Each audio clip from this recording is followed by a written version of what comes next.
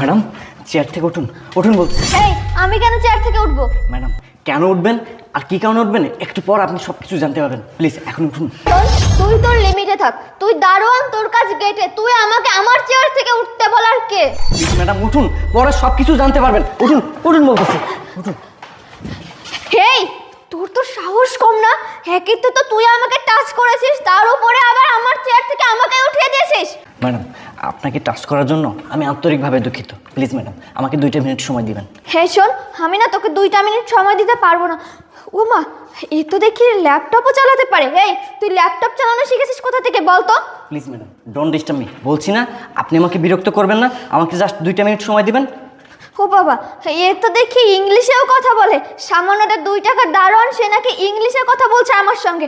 বস তো দেখছি আমাদের অফিসে ইংলিশ বলা দারোয়ান রেখেছে। শোন, তুই কি জানিস আমি চাইলে এই মুহূর্তে তোকে চাকরি থেকে বের করে দিতে পারি? দেখুন ম্যাডাম আমি এসবে ভয় পাই না। আর আমি কেন ভয় পাবো? আমি তো কোম্পানি ভালো চাই। ভয় তারাই পাবে যারা কোম্পানি খারাপ চাই। এই মানে তুই কি বলতে চাচ্ছিস? কি বলতে চাচ্ছি আর কি করতে চাচ্ছি একটু পর সব কিছু আপনি জানতে পারবেন। স্যার আসুন, প্লিজ আসুন। বেশ বেশটি জি স্যার। আপনাকে যে প্রজেক্টটা দিয়েছিলাম সেটা কি কমপ্লিট করেছেন? স্যার আসলে প্রজেক্টটা তো এখনো রেডি হয়নি, আর একটা দিন সময় পেলে স্যার হয়ে যাবে। মিস বৃষ্টি, আপনি এসব কি বলতেছেন? আমি আপনাকে এই প্রজেক্টটা কমপ্লিট করার জন্য 1 সপ্তাহ সময় দিয়েছিলাম। আজকে সেই 1 সপ্তাহ শেষ। আজকে আপনি এই প্রজেক্টটা আমাকে দিবেন, স্যারের কাছে আমি হ্যান্ড ওভার করবো। আপনি সেটা না করে উল্টো আরও 1 দিন সময় চাচ্ছেন। আপনি তো একটা রীতিমতো দায়িত্ব জ্ঞানহীন একটা মানুষ। আপনার দ্বারা তো কোনো কাজই হচ্ছে না।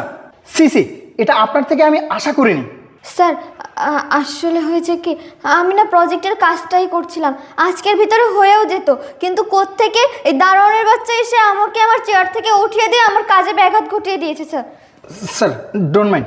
আশা, এসব কি হচ্ছে? এসব কি হচ্ছে? তোমার কাজ হচ্ছে গেটে, তুমি একজন সিকিউরিটি গার্ড। তুমি কি ভুলে যাচ্ছ তুমি ম্যাডামকে কেন চেয়ার থেকে উঠালা? হ্যাঁ, এই তোমার ব্যাপারটা আমি পরে দেখছি। এই বৃষ্টি, আপনাকে বলছি 1 ঘন্টা সময় দিচ্ছি। 1 ঘন্টার ভিতর প্রজেক্ট কমপ্লিট করে আপনি আমাকে এক্ষুনি দিবেন। স্যার প্লিজ 1টা ঘন্টা সময় দিন। না আলামিন, আপনাকে আমি 1 ঘন্টা সময় দিতে পারবো না। বড় জোর আমি আপনাকে 10 মিনিট সময় দিতে পারবো।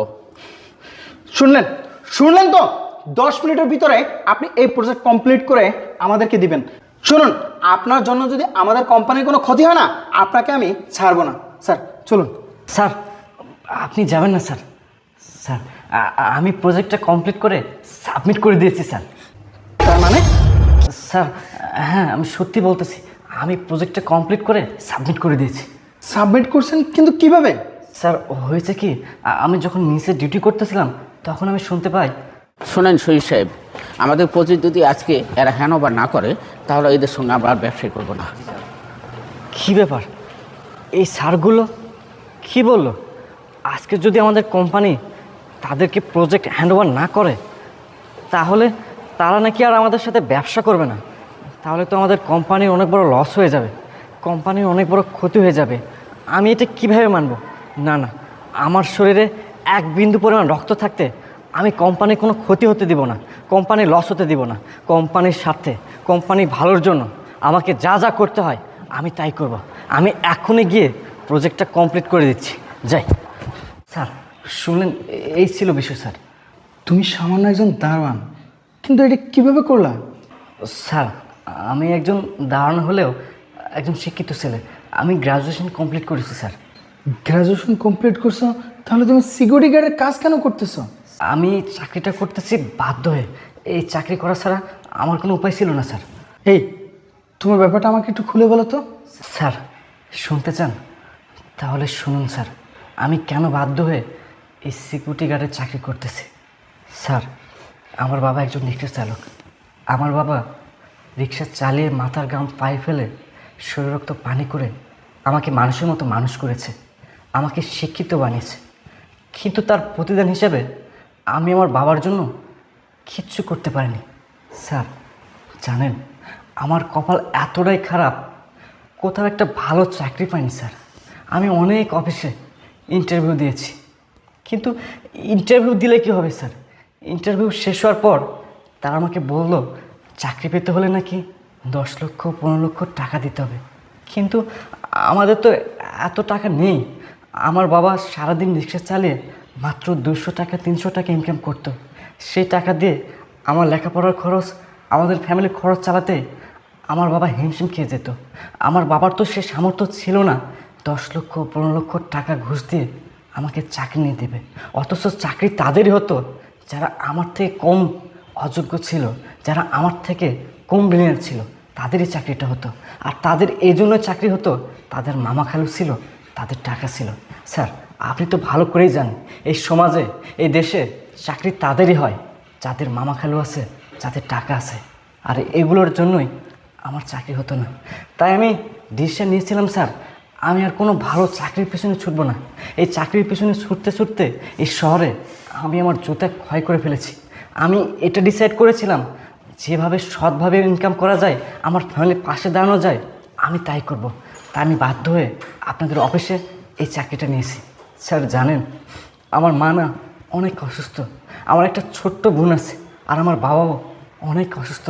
তারা আমার মুখের দিকে তাকিয়ে আছেন, তারা এটা ভেবেছেন আমি কখন তাদের সংসারের হাল ধরবো। আমার মা বাবা আমাকে কম কষ্ট করে মানুষ করেন নাই স্যার। এত কষ্ট করে আমাকে তারা কেন মানুষ করছে? এই জন্য করছে আমি যেন শেষ বয়সে তাদের হাতের লাঠি হতে পারি, আমি যেন সংসারের হালটা ধরতে পারি। স্যার, আপনাদের অফিসে চাকরি করে আমি যে মাসে 15,000 টাকা পাই, সেই টাকা নিয়ে যখন আমি আমার মা বাবার হাতে তুলে দিই, তখন তারা যে হাসিটা দেয়, স্যার বিশ্বাস করেন তার থেকে সুন্দর দৃশ্য মনে হয় না আর কিছু আছে স্যার। আর এই জন্যই আমি কাজটা করতেছি স্যার।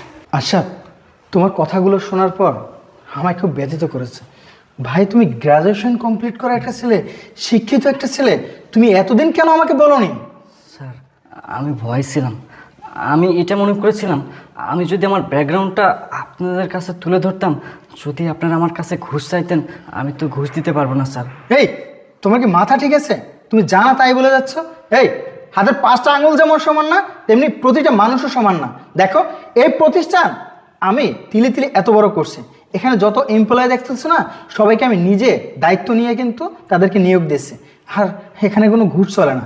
বুঝতে পারছি স্যার, আমার উচিত ছিল আমার আসল ব্যাকগ্রাউন্ডটা আপনাদের সামনে তুলে ধরার। আমি ভুল করেছি স্যার। হ্যাঁ, তুমি ভুল করছো, তুমি অনেক বড় অন্যায় করছো। তুমি যেটা করছো সেটা ক্ষমার অযোগ্য। শোনো, তুমি এই ম্যাডামকে কেন তোমার এখান থেকে উঠিয়ে দিছো? স্যার, আমি তো বললাম, আমি যখন নিচে ওই কথাগুলো শুনছিলাম তখন আমার কোনো ওয়ে ছিল না। আমি এটা মনে করেছিলাম কোম্পানির স্বার্থে, কোম্পানির ভালোর জন্য আমাকে যা করতে হয় আমি তাই করব। আমার উচিত ছিল ম্যাডামকে এখানে এসে সব কিছু খুলে বলে তারপর আমার কাজটা ওকে করা, কিন্তু আমি এটা না করে ম্যাডামকে সরিয়ে দিয়েছি। আমি অনেক বড় ভুল করেছি। তারপর তুমি এটা অন্যায় করছো, যে অন্যায়ের ক্ষমা আসলে আমি করব না। দেখো, আজকে থেকে তোমার এই সিকিউরিটি গার্ডের চাকরিটা আর নেই। স্যার, কি বলতেছেন? আপনি আমাকে চাকরি থেকে বের করে দেবেন? স্যার, আমার চাকরিটা শেষ করে দিয়েন না স্যার, আমাকে এখান থেকে বের করেন না, আমি পথে বসবো। তাও আরে ভাই, তুমি কি বলতেছো এসব? তোমাকে আমি চাকরি থেকে বের করে দেওয়ার কথা তো আমি বলি নাই। আমি বলছি শুধুমাত্র যে তোমার সিকিউরিটি গার্ডের চাকরিটা আর নেই। স্যার, আপনি এসব কি বলতেছেন? আপনার কথার আগে মতো তো আমি কিছু বুঝতেছি না। আমি বুঝতে পারছি তুমি আমার কথার আগামাথা কিছু বুঝতে পারতেছো না। শোনো, আজকে থেকে তুমি এই টেবিলে, এই চেয়ারেই বসবা। কি বলছেন স্যার? আপনি আমাকে নতুন দায়িত্ব দেবেন? হ্যাঁ, নতুন দায়িত্ব দিয়েছি। তোমার আজকে থেকে সিকিউরিটি গার্ডের চাকরি করতে হবে না, তুমি সোজা আমাদের অফিসে ভিতরে কাজ করবা। স্যার, আপনি অনেক ভালো মানুষ স্যার।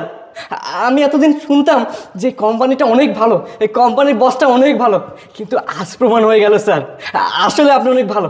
স্যার, এই কথা যদি আমার মা বাবা শোনে না, তারা অনেক খুশি হবে স্যার, তারা আপনার জন্য অনেক দোয়া করবে, মন থেকে দোয়া করবে স্যার। হ্যাঁ, নিশ্চয়ই আমি অনেক ভালো, তাদের জন্য ভালো যারা আমার জন্য ভালো।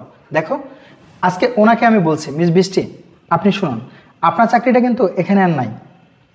স্যার দেখুন, আমি একটা ভুল করে ফেলেছি, আমাকে প্লিজ আপনি ক্ষমা করে দিন, আমাকে অফিস থেকে বের করে দিবেন না স্যার প্লিজ। দেখুন, এটা হচ্ছে একটা কোম্পানি, এটা একটা অফিস, এটা রুলস অনুযায়ী চলে। আপনি ক্ষমা চান আর না চান সেটা কিন্তু কোম্পানি দেখবে না। আমি প্রায় খেয়াল করতাম যে আপনি মোবাইলে সবসময় মাতামাতি করে থাকতেন। আমাদের এখানে সিসি ক্যামেরা আছে সেটা জানা সত্ত্বেও আপনি কিন্তু কাজের প্রতি তেমন একটা মনোযোগ দিতেন না। আজকে যে কাজটা করছেন সেটা কত বড় অন্যায় করছেন সেটা কি আপনি জানেন?